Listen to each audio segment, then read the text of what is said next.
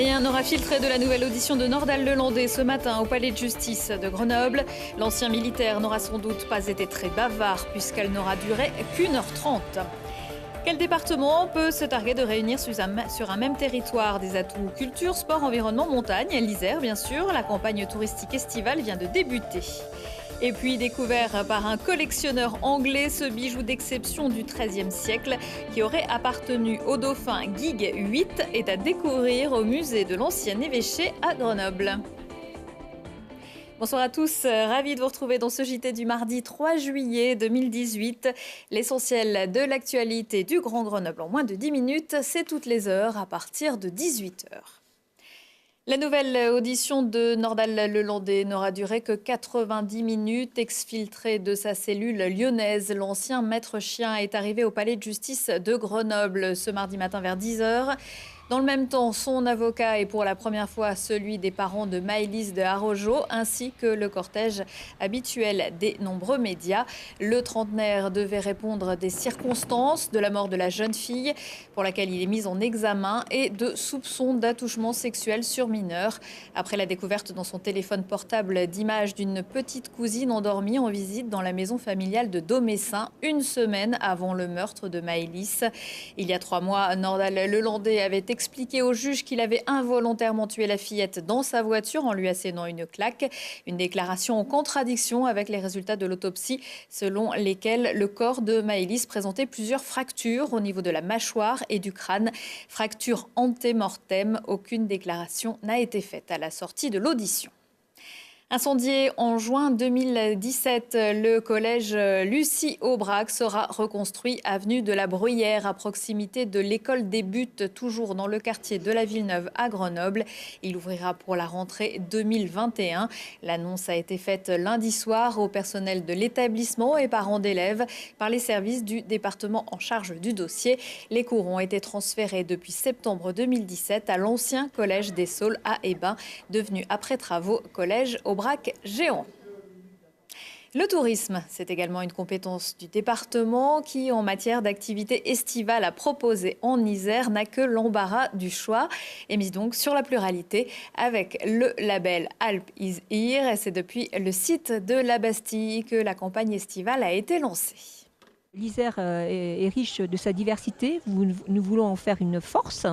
La beauté de ses paysages, l'environnement. Le tourisme voyageur aujourd'hui est essentiellement urbain, donc il recherche le ressourcement, le dépaysement, la magnificence de nos paysages. Et je crois que le département d'Isère, par rapport à d'autres territoires, a cela, c'est une complémentarité pleine montagne, une complémentarité au niveau de la saison, une complémentarité au niveau des thématiques, sport, tourisme, culture, environnement. Et très peu de territoires ont cette chance-là et qu'il faut que nous mettions en avant dans notre stratégie d'attractivité alpisienne.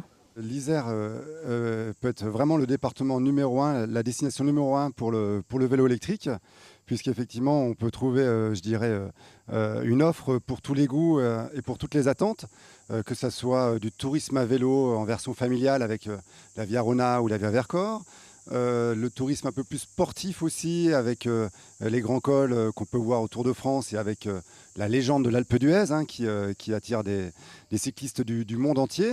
Et puis aussi évidemment le VTT, que ce soit avec l'itinérance, la grande traversée des Alpes, ou évidemment toutes les stations VTT qui proposent des pistes, des parcours, des infrastructures pour faire du VTT descente ou de la randonnée.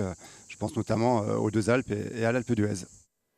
Des propos recueillis par Julie Ségala. L'un des atouts du tourisme en Isère, c'est aussi l'aéroport Grenoble-Alpes-Isère. Les 3 nationalités les plus accueillies sont les Anglais, les Belges et les Néerlandais.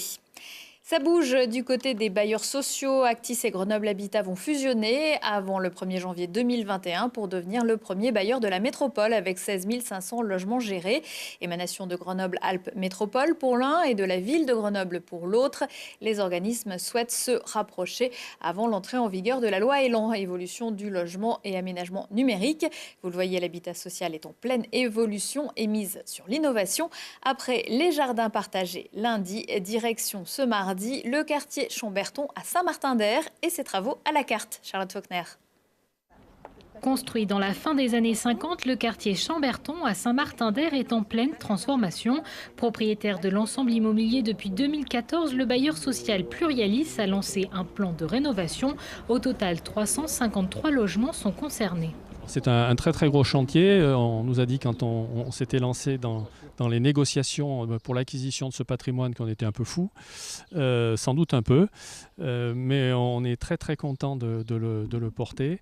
Ça correspond d'abord à nos valeurs, hein. C'est un patrimoine qui était complètement à l'abandon et on a décidé en même temps, bien évidemment qu'on l'a acheté, de bâtir un projet de rénovation très lourde, très profonde, pour ramener la qualité d'usage, la qualité de vie auxquelles les locataires ont droit et dont ils étaient privés depuis longtemps.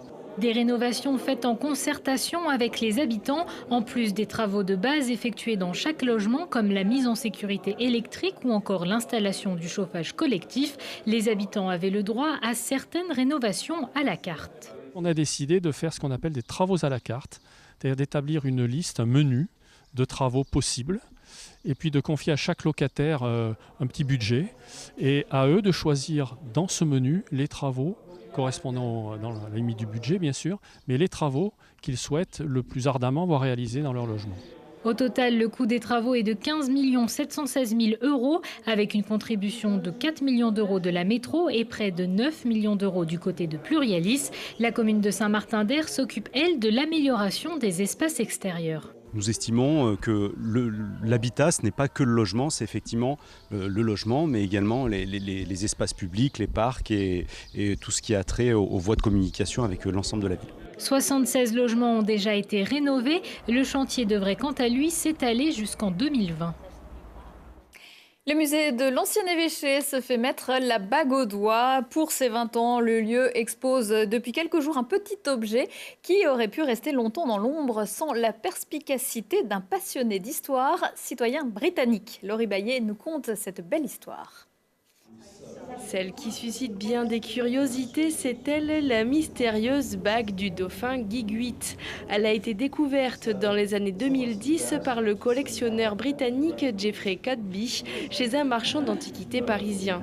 Après examen, la bague exposée actuellement au musée de l'ancien évêché est un bijou d'exception, un joyau médiéval.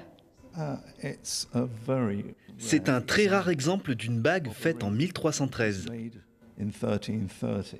Une bague médiévale qui a des liens royaux. Trouver une bague comme ça dans un petit magasin, c'est vraiment inédit. La bague, d'une réalisation typique du XIIIe siècle, est composée à 90,98% d'or pur. Elle est sertie d'un camée d'agate de forme ovale gravé en relief d'un motif de dauphin. Le camée aurait été sculpté à l'aide d'une partie d'agate aplatie de 2 épaisseurs différentes. On aurait gravé le dauphin à travers l'une d'elles jusqu'à la seconde pour faire ressortir le dauphin et ainsi montrer la technique du camée. La découverte de ce joyau permet d'en apprendre un peu plus sur Guy VIII, l'avant-dernier dauphin de la principauté de Dauphiné.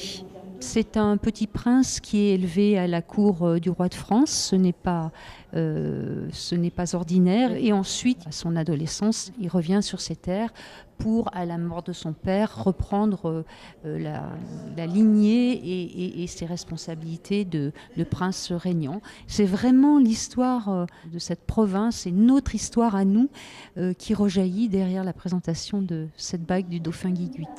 Les spécialistes reconnaissent la rareté de la pièce, mais aujourd'hui, aucun document d'archives n'atteste de son origine. La bague est exposée jusqu'à fin octobre. Des visites guidées sont proposées tous les premiers dimanches du mois. L'UT4M recrute. L'Ultra Trail des 4 massifs recherche des bénévoles pour la prochaine édition qui aura lieu autour de Grenoble du 22 au 26 août. Pour quelques heures ou pour plusieurs jours, les missions vont de la sécurisation du parcours au contrôle, l'accueil des coureurs, en passant par l'animation, la gestion des abandons dur, les soins, l'information du public ou encore le ravitaillement. L'an dernier, 664 bénévoles avaient contribué au succès de l'événement. Si vous êtes intéressé, envoyez un un mail à bénévole@ut4m.fr. À 19h15, 20h15 et 23h15, si on parlait, aujourd'hui avec Thibault Leduc, si on parlait des événements du week-end prochain, du trail et transhumance à Champs-Rousse, Highline à Lançon-Vercors et meeting aérien avec la patrouille de France au Versou. Prochain rendez-vous avec l'actu dans 1 heure et en replay sur télégrenoble.net. Très belle soirée à tous.